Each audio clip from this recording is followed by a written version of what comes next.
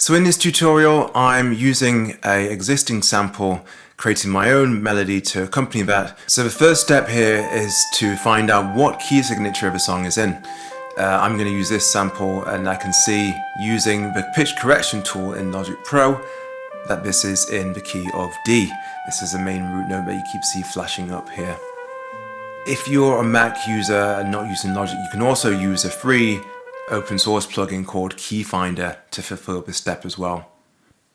Here I have some piano chords that I've just used to accompany the sample.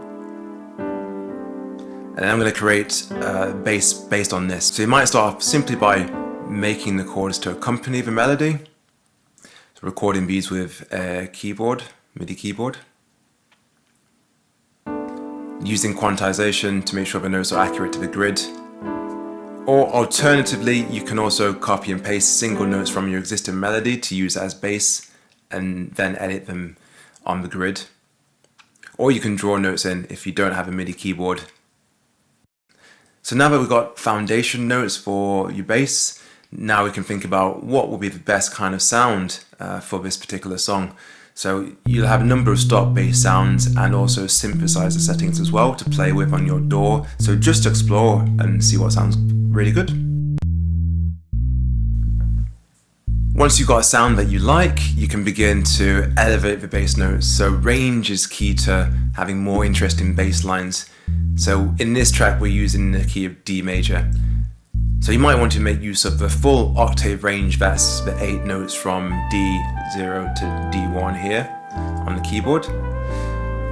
Find complementary notes on this scale just to liven up your bass lines and make it more interesting and just enhance it. So the idea is to complement your lead sample and main melody to give the low end a lot more depth.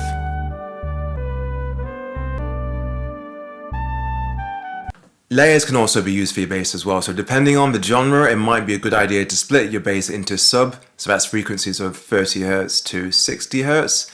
And slightly higher bass to cover the low end as well. The sub layer gives the track some body, and the top layer provides a greater rhythmic and tonal range to complement the main melody.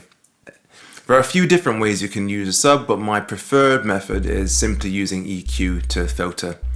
And I'll filter it around about 60 Hz, but obviously whatever sounds best for your track, just use that as your guide.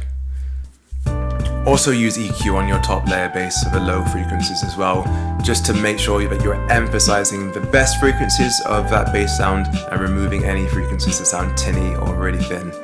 And of course, make sure that both of these bass sounds are complementing each other really well. Use your monitor speakers to handle basically the frequencies that you're operating with, and there shouldn't be any clashing or humming.